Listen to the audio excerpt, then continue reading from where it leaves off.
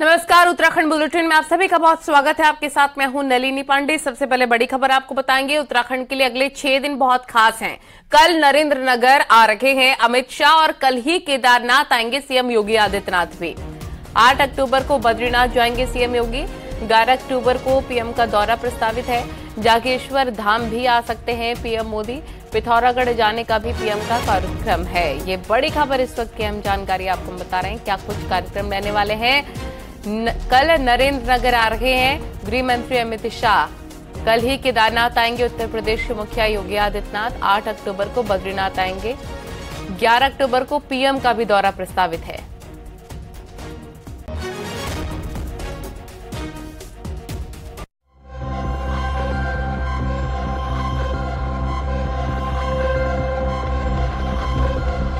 देश भर में उत्तराखंड अगले कुछ दिन छाया रहेगा और यही वजह है कि प्रदेश बीजेपी के नेता बेहद ही उत्साहित हैं। प्रधानमंत्री नरेंद्र मोदी का पिथौरागढ़ दौरा, केंद्रीय गृह मंत्री अमित शाह का नरेंद्र नगर और देहरादून में कार्यक्रम और उत्तर प्रदेश के मुख्यमंत्री योगी आदित्यनाथ का बद्रीनाथ और केदारनाथ का दौरा है। यानी कि देश भर की निगाहें अगले कुछ दिन उत्तराखंड पर रहेंगी। वहीं मुख्यमंत्री पुष्कर सिंह धामी कहते हैं कि प्रधानमंत्री का आना हमेशा उत्सव की तरह होता है और उत्तराखंड को बड़ा एक्सपोजर भी मिलेगा। हमारे राज्य के लिए हमेशा ही जो है कहीं न कहीं राज्य के लोग हमेशा चाहते हैं कि वो उत्तराखंड आए और उनका भी इस देवभूमि उत्तराखंड से, यहाँ के लोगों से जो लगाव है, तो उनका आना हमेशा हमारे लिए एक उत्सव होता है और इस बार भी हम उसकी प्रतीक्षा कर रहे हैं, उस शुभ आगमन की उनकी। बीजेपी दावा कर रही है कि प्रदेश के वो इलाके जो सामरिक दृष्टि से बेहद महत्वपूर्ण है, वहाँ प्रधानमंत्री का जनसंवाद और रात्रि विश्राम उत्तराखंड के पर्यटन को तो बढ़ाएगा ही, साथ ही इसका फायदा चुनावों में भी मिलेगा। तो सामरिक दृष्टि से महत्वपूर्ण क्षेत्र होने के कारण आदरणीय नरेंद्र मोदी जी का जो ये दौरा है, ये बहुत महत्वपूर्ण होता है।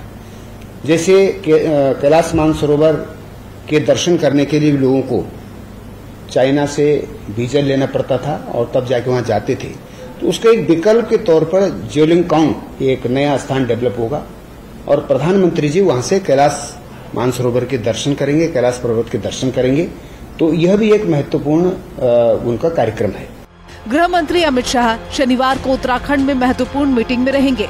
इसमें हिस्सा लेने के लिए यूपी के सीएम योगी आदित्यनाथ भी मौजूद रहेंगे। इनसे अलग पीएम मोदी का प्रस्तावित प्रोग्राम पिथौरागढ़ में जनसभा के साथ लोकसभा चुनाव के ऐलान के तौर पर देखा जा रहा है। न्यूज 18 के लिए देहरादून से भारती सकलानी उन्याल की रिपोर्ट।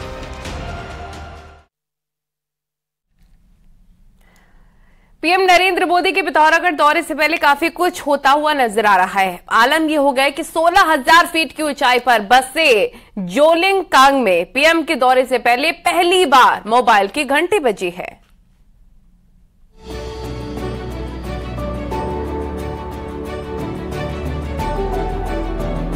संचार क्रांति दौर में मोबाइल सेवा से जुड़ना भले ही आम लग रहा हो, मगर चाइना बॉर्डर के करीब बसे लोगों के लिए ये दशकों से एक सपना ही था।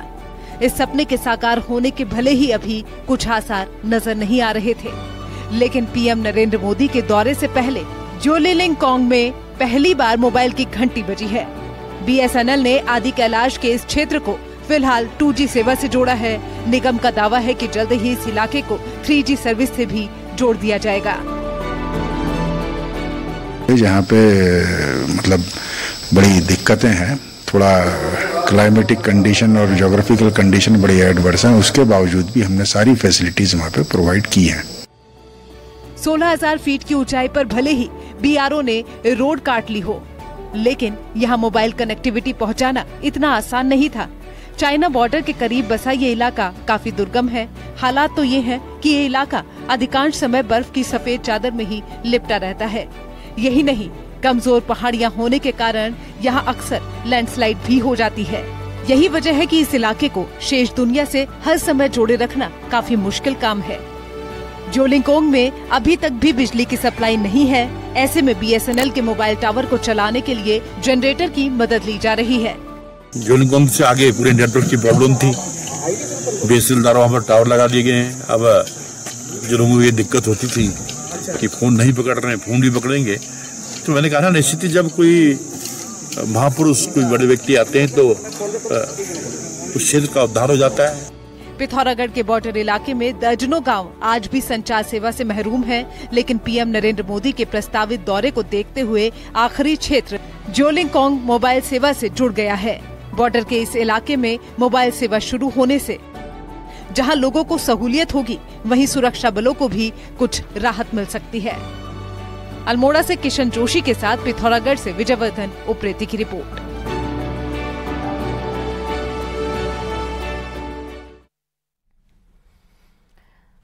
मुख्यमंत्री पुष्कर सिंह धामी आज हरिद्वार के दौरे पर रहेंगे। दोपहर 2 बजे सीएम धामी हरिद्वार पहुंचेंगे। वहां पर मुख्यमंत्री बजरंग दल की शौर्य जागरण यात्रा के समापन कार्यक्रम में शिरकत करेंगे।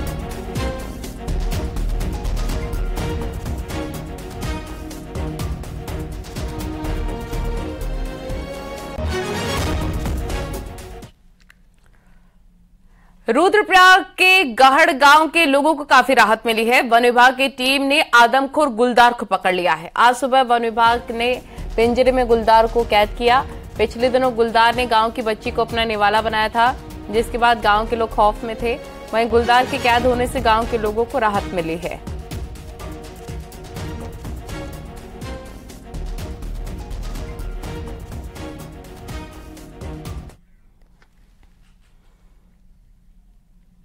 देहरादून से बड़ी खबर आ रही है। जोशीमठ के लिए आर्थिक पैकेज को मंजूरी केंद्र से मिल गई है। सुरक्षा और पुनर्वास काम के लिए 1845 करोड़ स्वीकृत हो चुके हैं और उम्मीद है कि जल्दी ही पहली किश्त भी जारी हो जाएगी। जोशीमठ में भूदशा से काफी नुकसान हुआ था। कई लोगों के घर तबाह हो गए थे, जिनके पुनर्वास का काम होना है। जिसके साथ ही जोशीमठ की सुरक्षा को लेकर भी काम किए जाने हैं। इसके लिए अब आर्थिक पैकेज को मंजूरी मिल गई है। जोशीमठ के पुनर्वास के लिए मास्टर प्लान बन चुका है और इसके तहत अब काम होंगे।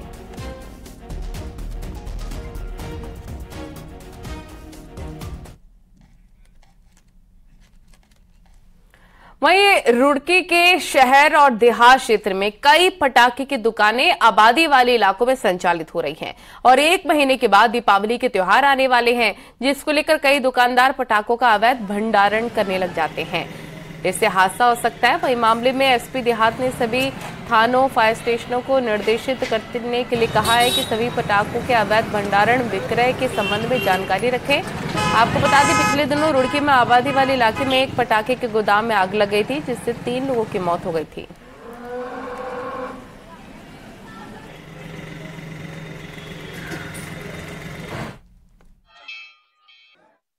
क्षेत्र के सभी प्रभारी निरीक्षक, थानाध्यक्ष और फायर स्टेशन के अधिकारियों को इस संबंध में निर्देशित किया गया है कि वे पटाखों के अवैध संग्रहण, भंडारण और विक्रय के संबंध में लगातार जानकारी जुटाते रहें और अतिरिक्त सतर्कता बरतते हुए उनके विरुद्ध प्रभावी विधिक कार्रवाई करें, ताकि कोई भी दूसरा व्यक्ति इस संबंध में प्रोत्साहित ना हो सके, बल्कि उसकी ऐसी गतिविधियों को, ऐसी मंशा पर विराम लग सके, उन निवारक कार्रवाई सुनिश्चित हो सके। टिहरी NH 94 और 58 पर बने स्लाइडिंग जोन हादसों का सबब बने हुए हैं। वहीं पर स्लाइडिंग जोन से गिर रहे मलबे की वजह से जाम भी लग रहा है। NH 94 पर नरेंद्रनगर खाड़ी बेमुंडा के पास नए स्लाइडिंग जोन से लगातार मलबा गिर रहा है। NH 58 पर तोता घाटी मोलिया गांव के पास भी लगातार पहाड़ी से मलबा और बोल्डर गिर रहे हैं। हालांकि प्रशासन ने स्लाइडिंग जोन पर मशीनें कर रखी और स्लाइडिंग जोन का ट्रीटमेंट का काम भी चल रहा है।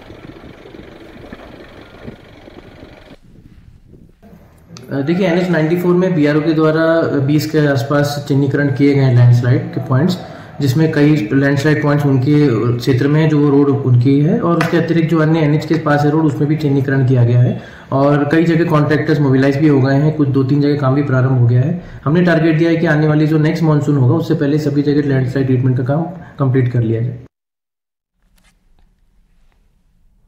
चमोली में बद्रीनाथ नेशनल हाईवे पर कई जगह गड्ढे यात्रियों के लिए मुसीबत बन गए हैं। सड़क खस्ता हाल होने की वजह से आवाजाही में काफी दिक्कतें हो रही हैं और गड्ढे हादसे को न्योता दे रहे हैं। इसके साथ ही खराब सड़क जाम की वजह से बन रही है। खराब सड़क की वजह से जाम की स्थिति बन रही है, लेकिन कोई सुध लेने को तैयार नहीं है।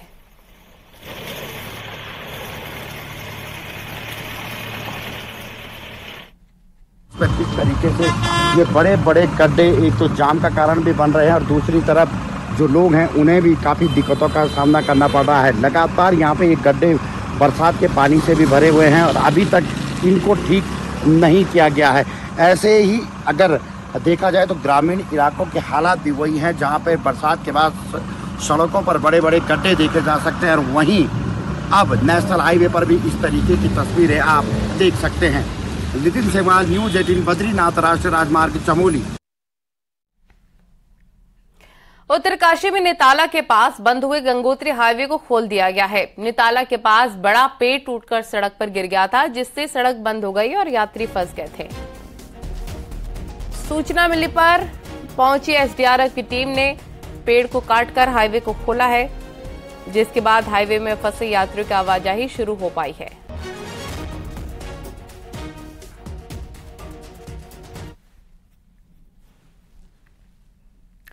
बागेश्वर के गरुड़ क्षेत्र का एक गांव दर्शानी पिछले 5 सालों से पिछड़ रहा है और ग्रामीणों को सरकारी योजनाओं का लाभ तक नहीं मिल पा रहा है। ऐसा क्यों है, इस रिपोर्ट में देखिए।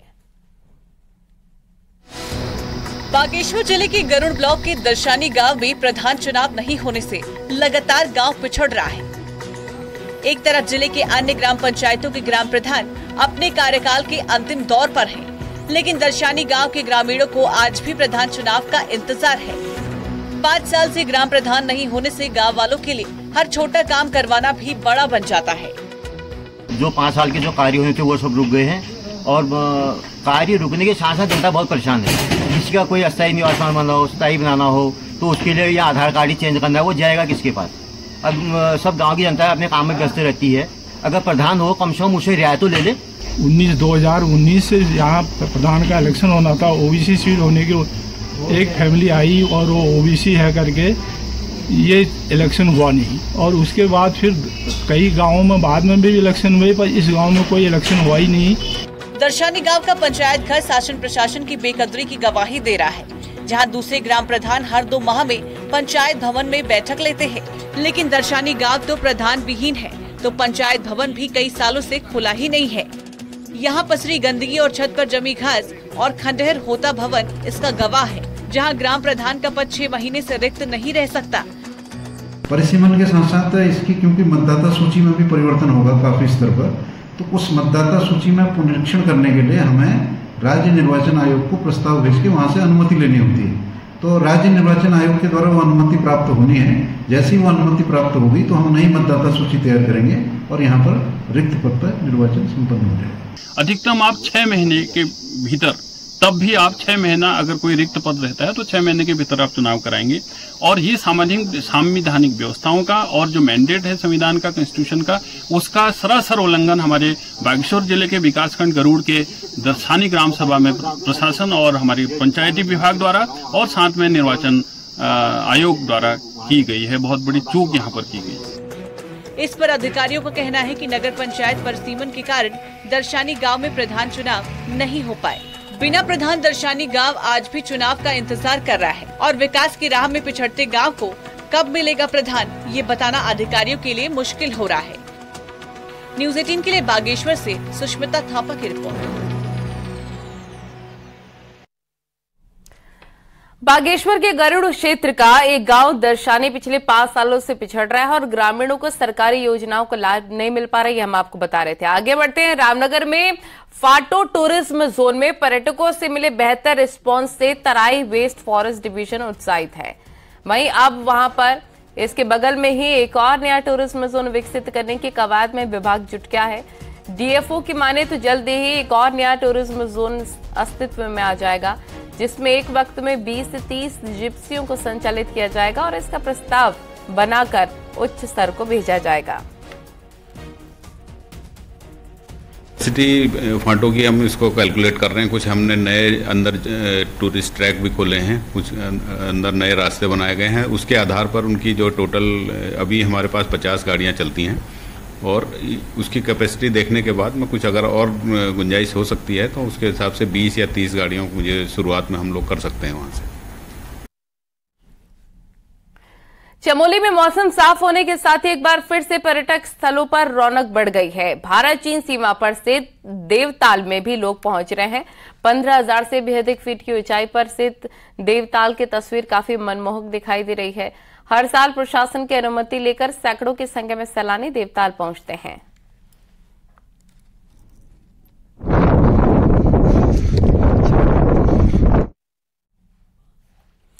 एक तो पानी की कमी और ऊपर से जल स्रोतों पर संकट। पौड़ी जिले के जहरी खाल में ये मुद्दा तूल पकड़ता जा रहा है। लोकल लोग मुख्यमंत्री से हाथ जोड़कर प्राइवेट होटल की बोरिंग बंद करने की मांग कर रहे हैं, तो विधायक की शिकायत पर डीएम ने जांच तलब की है।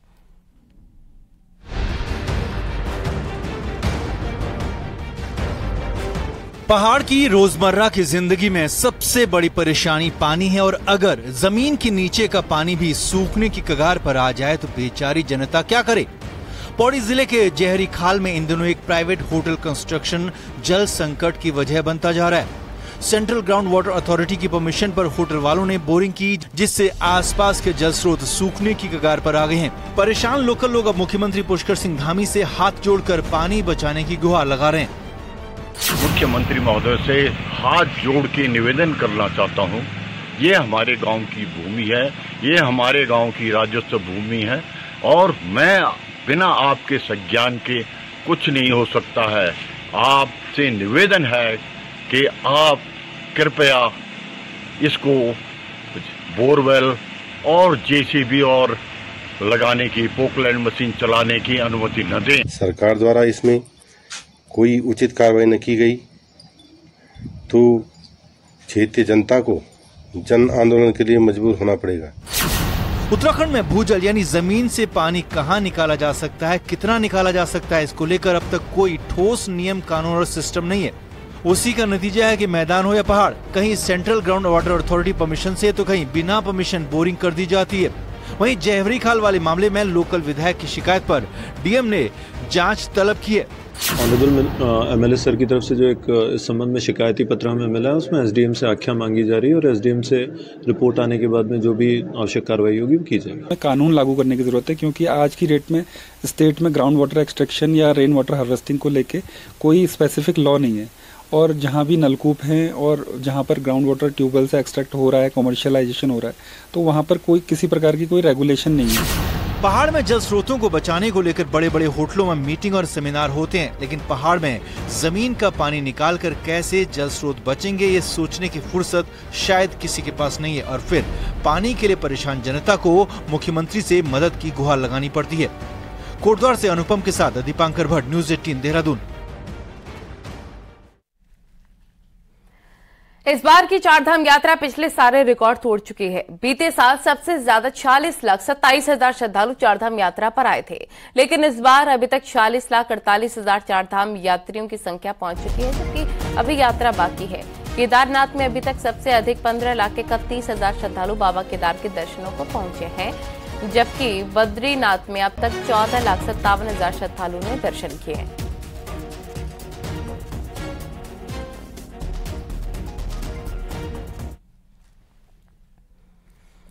भगवान बद्री विशाल की यात्रा चरम पर है। श्रद्धालु पितृपक्ष में एक और जहां देवताओं के दर्शन कर रखे हैं, तो वहीं पर ब्रह्म कपाल में अपने पितरों के पिंडदान और तर्पण से उन्हें मोक्ष की कामना कर रखे हैं।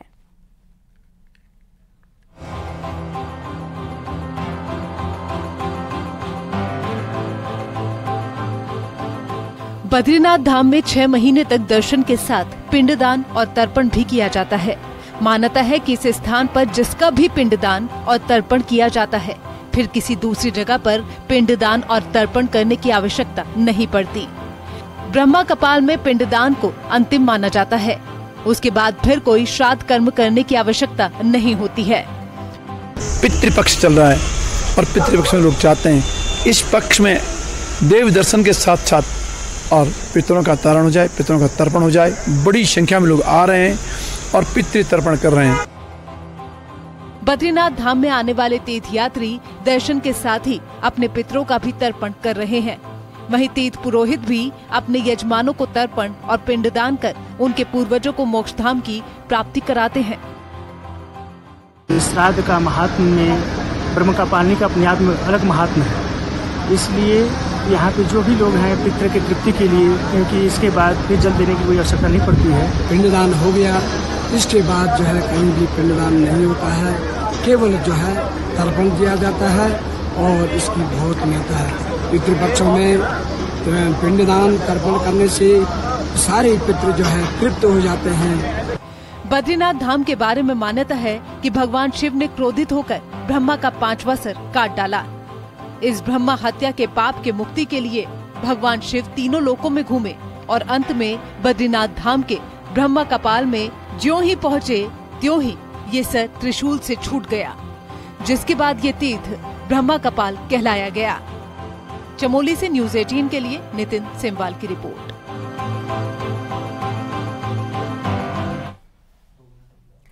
ऋषिकेश के आसपास के क्षेत्र में किसानों ने पारंपरिक खेती से मुंह मोड़कर अब फूलों का व्यापार शुरू कर दिया है, जिसकी डिमांड पर्यटन और धार्मिक महत्व में बढ़ती जा रही है।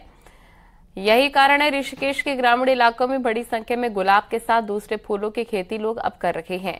फूलों की खेती से किसानों को अच्छा मुनाफा भी हो रहा है और जंगली जानवर फूलों की खेती को नुकसान भी नहीं पहुंचा रहे, जबकि पारंपरिक खेती को जानवर नुकसान पहुंचाते हैं।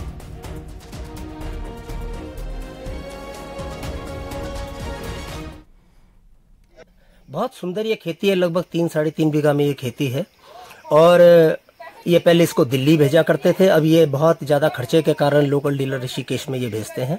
तो एक अच्छी खेती है और हमारा सरकार से भी ये आग्रह है, ये निवेदन, ये मांग है कि ऐसे व्यवसायियों को, ऐसे कृषकों को, ऐसे मेहनतकश लोगों को वो सरकार की तरफ से भी संसाधन मुहैया कराएं। और यहाँ वक्त हो गया एक छोटे से ब्रेक का।